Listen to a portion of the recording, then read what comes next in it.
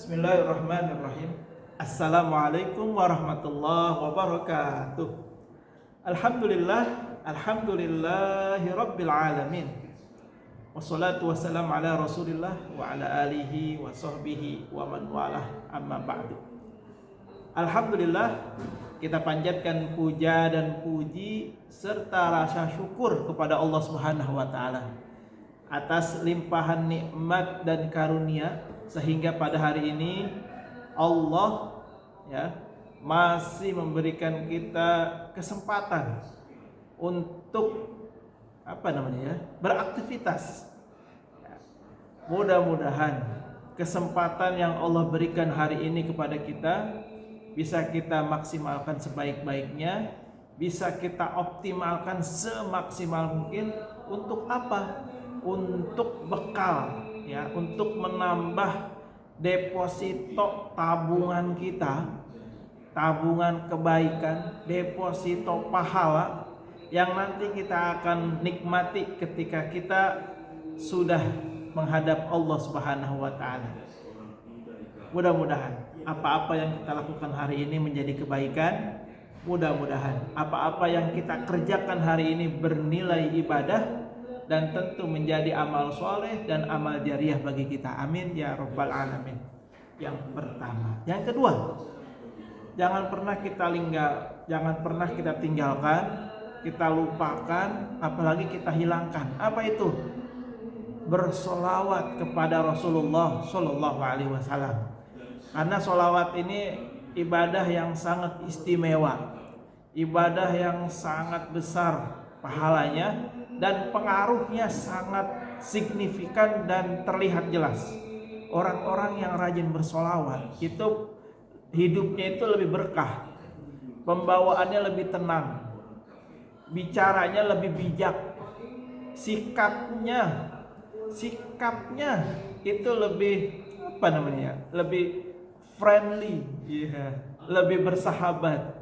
Orang-orang yang rajin bersolawat itu akan sangat terlihat dibandingkan dengan orang yang jarang bersolawat atau orang yang tidak pernah bersolawat.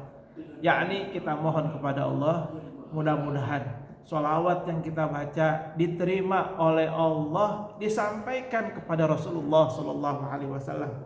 Mudah-mudahan solawat yang kita baca menjadi saksi kelak di hadapan Allah bahwa kita ingin jadi umat Rasulullah, bahwa kita ingin mendapatkan syafaat dari Rasulullah Sallallahu Alaihi Wasallam.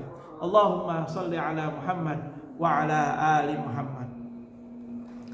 Hari ini kita akan berbicara hal-hal yang membuat seseorang itu tersesat. Jadi begini, manusia siapapun orangnya, apabila melakukan hal ini, maka dia akan merugi serugi-ruginya, tersesat dengan kesesatan yang sangat nyata. Ini dikatakan dalam kitab Nasaihul Ibad, bab ketiga, makalah yang ke-43. Saya bacakan redaksinya. Bismillah. Wal maqalatu ats-tsalitsatu wal arba'un. Adapun makalah yang ke-43, an ba'dil hukama, dari sebagian orang bijak atau ahli hikmah, mereka berkata, man i'tasama bi aqlihi dhalla. Yang pertama mereka mengatakan, barang siapa i'tasama, berpegang teguh, biaklihi, dengan akalnya, maka sesatlah dia, maka pasti akan tersesat. Kalimat ini oleh Imam An-Nawawi dijelaskan dalam kitab ini. Apa maksudnya? Man i'tamada ala aqlihi fi umurihi walam ya'tamid ala Allahi fi dhalikal lam yahtadi ila sawab. Lihat kalimatnya. Barang siapa yang i'tamada, yang menggantungkan bergantung ala aqlihi, pada akalnya, fi umurihi, di dalam semua urusannya, walam ya'tamid, dan dia tidak bergantung ala Allah, kepada Allah Subhanahu wa taala, fi dzalika lam yahtadi ila sawab, maka dalam hal ini Allah tidak akan memberikan kepada orang itu petunjuk kepada jalan kebenaran. Nah, ini dia. Ya. Saya pertegas lagi bahwa semua manusia, siapapun orangnya, ketika dia hanya mengandalkan akalnya, ya, tidak mengembalikan kepada Allah Subhanahu wa taala, bahwa di samping akal itu berpikir, ada kekuatan yang maha dahsyat, yakni kekuatan Allah Subhanahu wa taala. Nah, orang yang ketika itu menafikan kekuatan Allah, menafikan adanya Allah, dia hanya percaya kepada akalnya, maka ketahuilah orang ini tersesat. Orang ini akan menyesal di kemudian hari. Itu yang pertama. Yang kedua, waman istaghna bimalihi qal, barang siapa yang merasa istaghna, ya, memiliki kekayaan, bimalihi, dengan hartanya, maka pasti akan sedikit.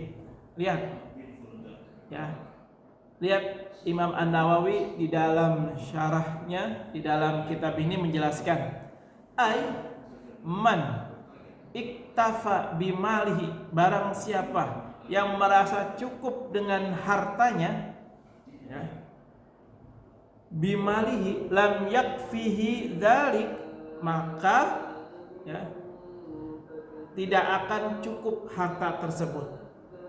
Wa fi hadis, di dalam hadis yang lain, man istaghna billahi aghnahu, barang siapa yang merasa kaya sebab Allah, maka Allah akan menjadikan dia orang yang kaya sebenarnya. Artinya begini, ketika seseorang merasa kaya karena dia punya harta, maka ketahuilah, maka dia adalah orang yang paling miskin. Tapi ketika seseorang merasa kaya karena adanya Allah, kekayaan yang dia miliki karena Allah, pemberian Allah, dikasih sama Allah, dia yakini itu, bahwa ada kekuatan besar yang menggerakkan harta-harta itu kepada dirinya, maka itulah orang kaya yang sebenarnya.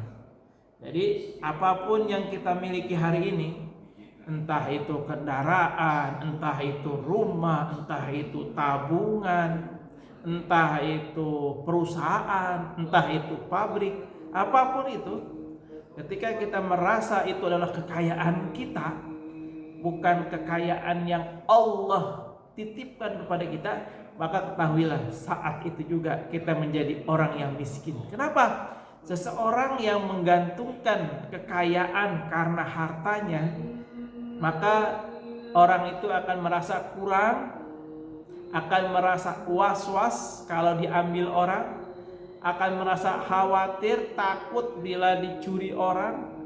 Karena apa? Karena dia sudah bergantung sama harta itu, ya. Makanya jangan pernah, ya, apapun yang kita miliki itu sampai masuk ke dalam hati kita, tapi cukup di dalam genggaman kita saja, ya. Mobil nih, motor nih, apalagi tabungan nih, kantor, perusahaan nih, jabatan, cukup di sini saja. Jangan sampai masuk ke dalam hati.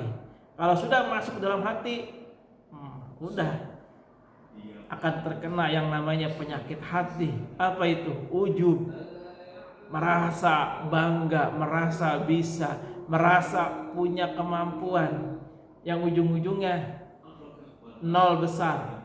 Kekayaan itu tidak akan berguna baginya. Yang kedua, yang ketiga, waman azza bi makhluqin zal, barang siapa yang merasa mulia sebab makhluk, maka pasti dia hina. Maksudnya apa? Ai waman kanat quwwatuhu bi makhluqin sara zalilan. Barang siapa yang terbukti kekuatannya sebab makhluk, maka pasti dia akan menjadi hina. Apapun yang dia yakini karena intervensi dari orang, pemberian dari orang, ya, ketika itu diyakini bahwa itu dari si A, dari si B, pemberian dari si ini, dari si ini, tanpa kita kaitkan bahwa itu atas kehendak Allah, atas gerakannya Allah, sehingga orang itu datang kepada kita, maka orang-orang yang meyakini bahwa sesuatu itu dari makhluk, dari orang lain, maka itulah orang yang paling hina di atas muka bumi ini. Makanya penting sekali bagi kita menguatkan tauhid kita. Pemahaman tentang tauhid itu akan mempengaruhi mindset kita, mempengaruhi pola pikir kita, sehingga kita tidak mudah merasa nih hasil kerja keras saya, nih hasil kerja saya, nih hasil kejeniusan saya, nih hasil kepintaran saya.